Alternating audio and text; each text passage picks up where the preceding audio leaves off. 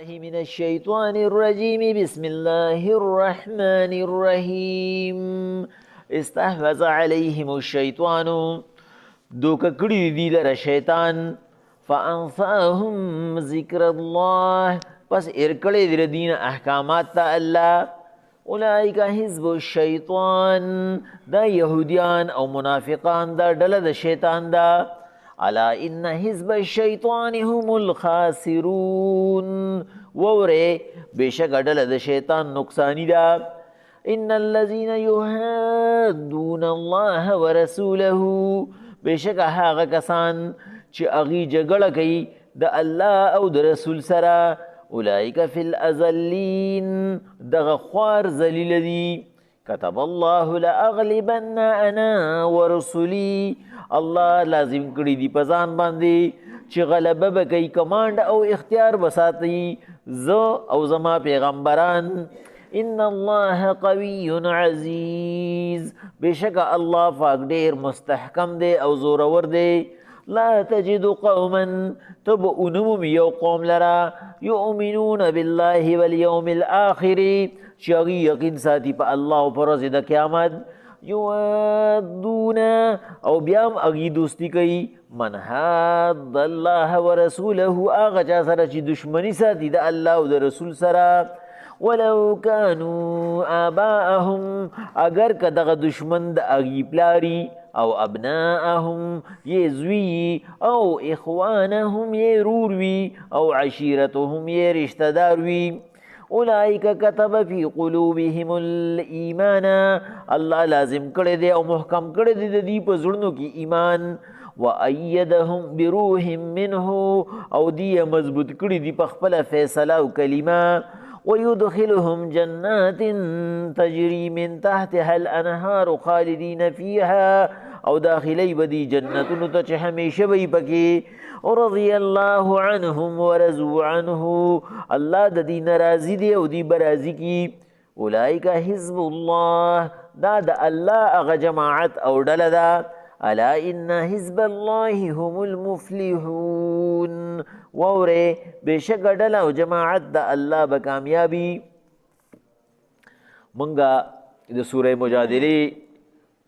په اخیری رکوع او په اخیری آیاتونو کې دا وی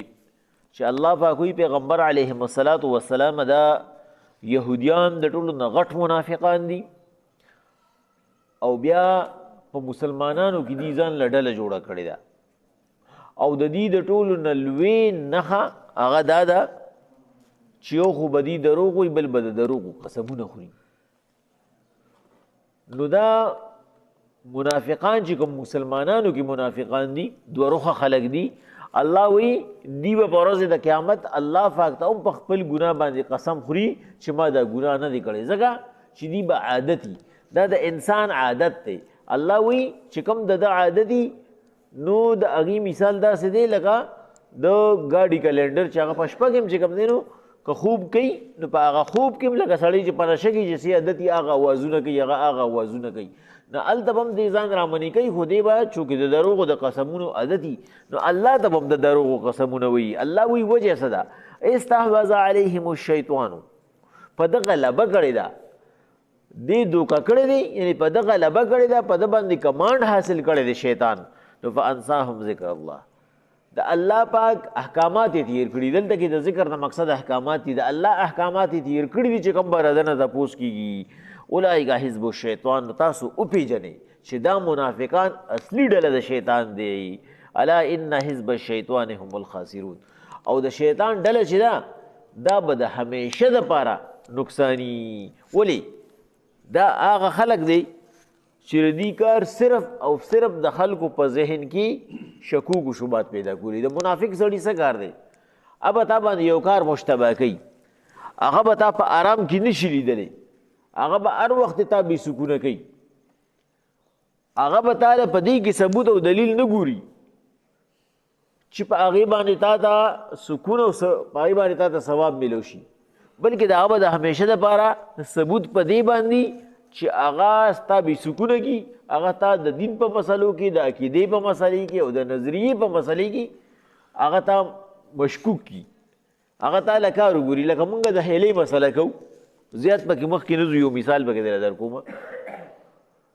چې په دین اسلام کې هیلې ثابت دي، خو د نیکۍ هیلې پکې ثابت دي، ناجایز او ناروا نه. حضرت سارا بی بی او هاجره بی بی دا دواړه د ابراهیم علیه السلام بیبیانې دي، او دا بني که ارسو کی کاغه د پیغمبر بیبیانی وي نو بنه بني. سارا بی بی ورځ هاجری بی بی ته قسم وخوړو، وی د دې د جسم نه به زه یعنی زه به د دې سرمن کټ کوم، د جسم صحیح حساب ته کټ کوم، د دې نه به زه غوښه کټ کوم، قسم یې پې وخوړو د دې نه به زه د جسم حصه کټ کوم. جبریل علیه السلام الله پاک ابراهیم علیه السلام ته راولېږو، ورته وی ته خبرې چې بیبي دې څه چل کړی دی؟ یوې بلې ته قسم خوړلی دی چې د جسم صحیح حصه به دې کټ کوم. ابراهیم علیه السلام ورته وی جبریل علیه السلام الله پاک ته ووایه زه به څه کوم، دا خو به ډېره ګرانه شي ما ته، ځکه چې دا خو د امت مین دي او دی یو کار غلط وکړي نه هغه غلط کار خو به بیا رواني. الله پاک وی پیغمبر علیه السلام جبریل علیه السلام ته ابراهیم علیه السلام ته ووایه چې سارا بی بی دی هاجره بی بی کینی او غوږ دی ولې سورېږي. دا غوږ سورې کول چې کوم دی دا سنت سایره دی. دا سارا بی بی هاجری بی بی له غوږ سورې کړو، پس باندې الله ورته دا هیله راولېږله. دا هم د جسم حصه کټکول دي که نه، دا سورې چې کوي نه هغه ځای نه غوښه لرې شي، نو دا هیله ده که نه ده؟ هغه سنت وګرځېد، هغه د هغې دپاره حسن وګرځېدو. الله پاک دا د هیلې دپاره لګو چې ورته زه به ولې د جسم حصه کټ کوم، بس الله پاک وایي غوږ دې ولې سوري کړي، دا د جسم حصه کټکول دي. نو داسې خلک هغه په دې مسلمانانو کې موجود دی چې هغې هیلې نه مني. مونږ ورته ټیک ده هیلې مونږ هم نه منو، خو بعضې هیلې جایزې دي، هغه به چې کوم دی نو ستا په کار راځي او هغه به ته کوې، هغه به ستا دپاره د فیدې سبب جوړېږي. الله پاک وایي پیغمبر علیه السلام دا منافق سړي چې هغه به څه کوي، هغه به هغه جایز کار هم تا ته ناجایزه کوي او هغه به ستا په زړه کې شک او شوبه جوړوي، ځکه چې انسان خو کمزوری دی. ان الذين يحادون الله ورسوله اولئک فی الاذلین. الله پاک چې کوم دی نو دا یو واضحه خبره چې کوم دی راولېږله، هغه څوک چې دشمني کوي د الله او د رسول سره به دی به ذلیلوي، همیشه دپاره به ذلیلوي، دی به چې کوم دی نو د کامیابۍ او د عزت مخ نه ویني. كتب الله لاغلبن انا ورسولي، ځکه چې الله په ځان لازم کړي دي چې زه او زما پیغمبران دا به غلبه کوي. د پیغمبرانو نه مقصد څوک دي؟ هغه څوک چې د الله پیغام رسوي، هغه پیغمبر دی، بیا د پیغمبر صحابي دی، بیا د پیغمبر امتی دی چې د الله او د رسول پیغام رسوي. غلبه به زه دي له ورکومه، ګټه به د دي. ان الله قوي عزیز، او الله مستحکم دی، محکم دی، مستحکم دی او زورور دی چې خپله یو فیصله وکړي خپله فیصله نافذ کوي. لا تجدو قوما، الله پاک وایي پیغمبر علیه السلام کامل مؤمنان به درته وښیم. دغه خو د منافقانو خبره وه، د منافقانو ذکر الله وکړو چې منافقان دا دي. الله وایي کامل مسلمانان څوک دي؟ د دې منافق په مقابله کې کامل مسلمان دی هغه څوک دی؟ لا تجدو قوما یؤمنون بالله والیوم الاخر. دا هغه به دا صفات دي چې ته به ونه مومې یو قوم چې په الله او په رسول باندې ایمان راوړي. یوادون من حاد الله ورسوله، چې هغه به دوستي وکړي هغه چا سره چې هغه دشمني کوي د الله سره، هغه به د الله د دشمن سره چې دوستي ونه کړي. دا د مسلمان نښه ده او دا د کامل مسلمان نښه ده. د منافق په مقابله کې الله د هغه صفت بیانوي چې کامل مسلمان به هیڅ چرې د الله دشمن سره دوستي ونه کړي. ولو کان آباؤهم، اگر که دا دشمن چې دی دا رضا پلاري. او په دې کې امام ابوبکر جساس رحمه الله په احکام القرآن کې لیکلي دي د دې نه مقصد ابو عبیده بن جراح،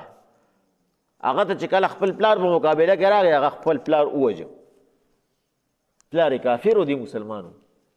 او په بدر کې ورته پلار را مخامخ شه، په پلار یې لو نه کړه. الله وایي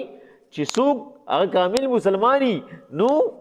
که دشمن پلاری ولو کان آباؤهم ابو عبیده بن جراح رضی الله تعالی عنہ هغه باندې دا خبره چې کوم دینو هغه په دې ثبوت کې پیش کیږي او ابناءهم او اگر کا غیزوی ابو بکر صدیق دا مخامخ چې کوم دینو عبدالرحمن بن ابو بکر راغی دې زویو عبدالرحمن بن ابي بکر وتراغه او د زویو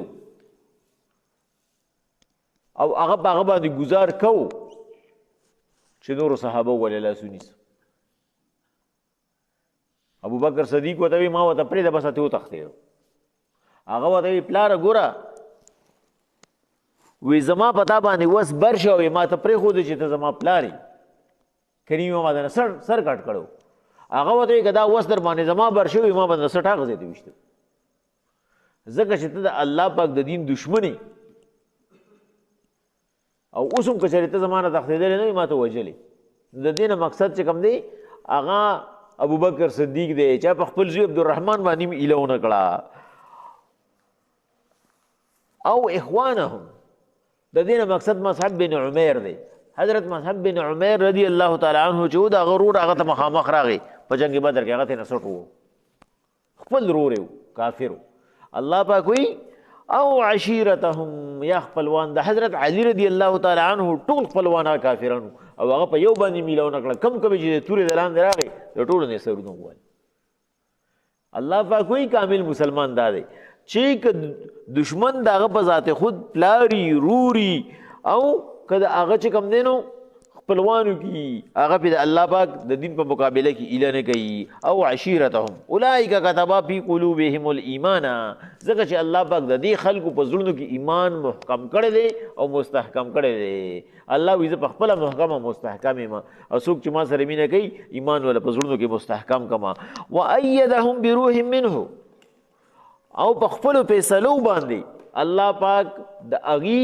امداد کوي الله پاک په خپل فیصلو سره د اغي مدد کوي او د فیصلې نه مقصد چې کوم دی هغه د الله پاک هغه امداد د فرشتو په ذریعہ دی